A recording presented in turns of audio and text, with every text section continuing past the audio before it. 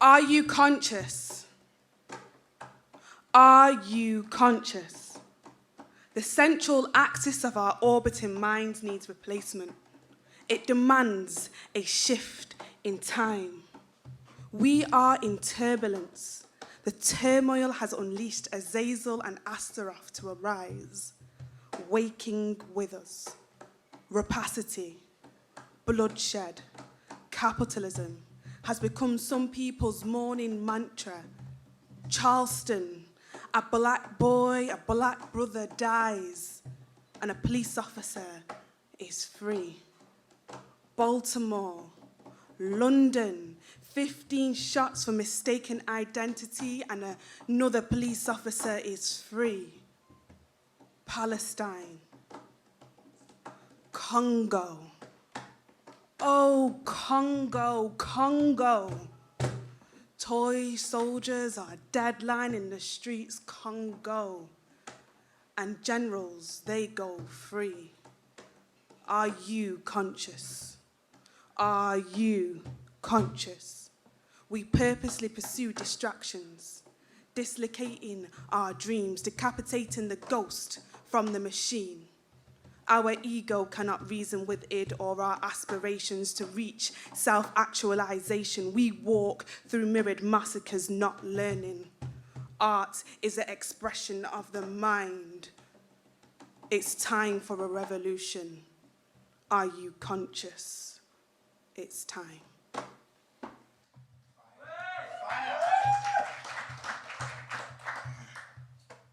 This is the madness Malcolm told us to expect when we make passive our attempts at progress.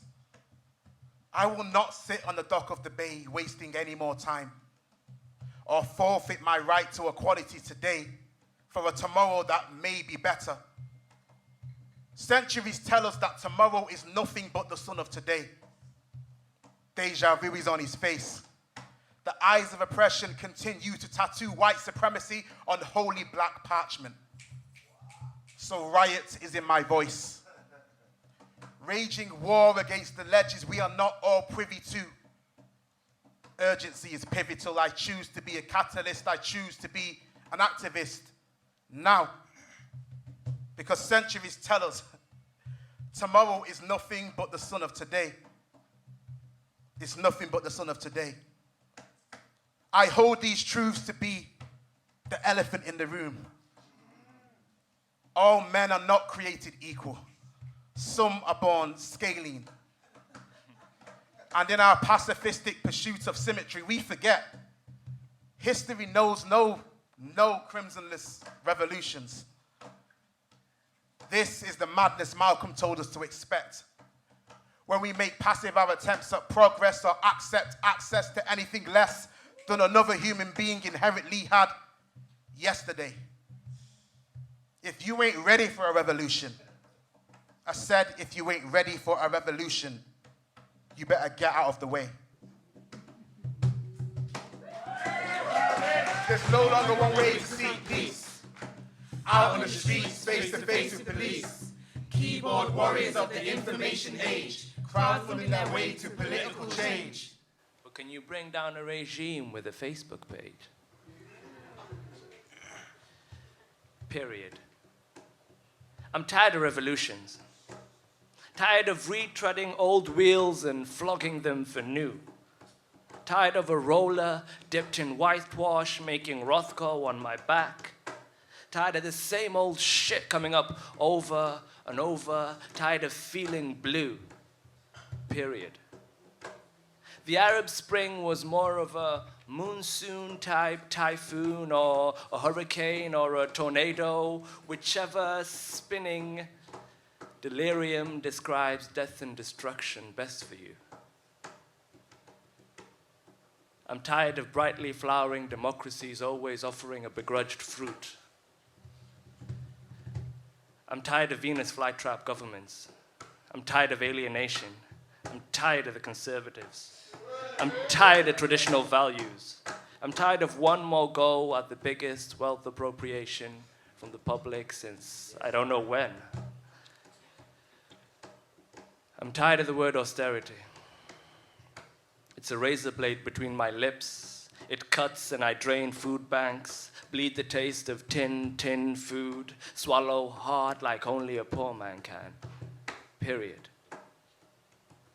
And the Titans, the giant Goliath, his den, they have us all living in these same-phase housing estates, afraid of our fate. Little David's forgotten the craft of slingshots. Period. Newsprints build paper temples of cynicism. Period. We're decommissioned puppets. Period. Damn those shadows we treat like gods. Period.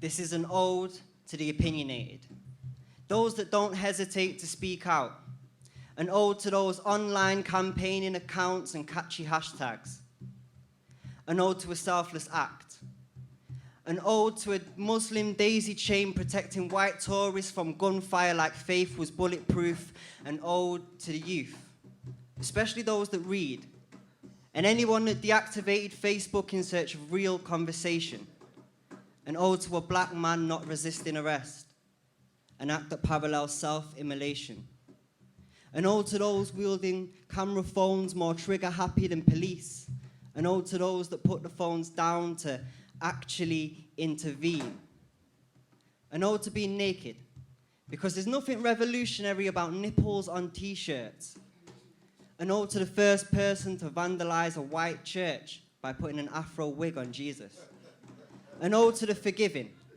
an ode to the self-efficient, DIY-driven, and the giving, without ego attached, because the revolution is not in the activist, but in the act. There's no longer one way to seek peace. Out in the streets, face to face with police. Keyboard warriors of the information age, crowdfunding their way to political change. But can you bring down the system with a Facebook page? Anyone can move. Any man can move. Any woman can move. Anyone can move. But you'll twist up your neck looking for the next Malcolm X. You'll denature your ego and spin your soul out into sheep's wool. Anyone can pull their curls past militant to stratospheric and end up eclipsing the message, like some kind of Jupiter. Or diligently prickle along their roots like the Abyssinian trees of juniper. Or end up being that white woman from Illinois claiming that she coined a common phrase, I can't breathe. As though a dying man's last words were rehearsed, someone should have told her. The revolution isn't about you, but you must contribute. Like Balaclava to Zapatista, like Emery to Black Panther, like one man's flames to Tunisia. We're all butterfly wings waiting to flutter. Don't bruise up your knees, pleading for another leader as though you have nothing to offer. You'll twist up your neck, looking for the next Malcolm X. It's not about who makes the first move. Anyone can move, but no one is a movement.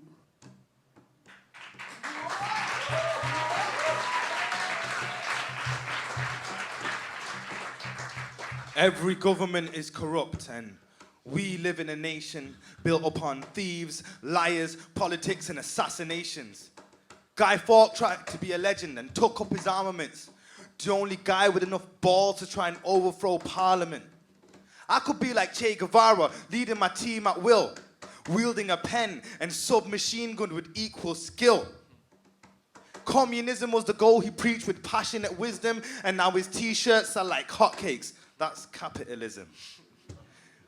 It's better to die fighting for freedom than be a prisoner. Like it's better to die screaming the truth than be a whisperer. Bob Marley taught me that, and now he's stuck in a grave, but his music's still jamming even to this day. Water the tree of liberty with the blood of a tyrant. Is it possible to have a revolution without any violence? Gandhi tried to tell us peace was the way in, and Martin Luther King Jr. taught us the same thing, but both got taken out by bullets for their ample text, so it's by any means necessary like Malcolm X. I could go out like Malcolm X, literally. 2 shotgun blasts whilst I'm on this stage giving my speech. And if guns were never made, John Lennon would sing the chorus, and so many more revolutionaries would still be speaking for us. But instead, us last poets are here reciting our thoughts, singing there's no better way to die than to die for the cause.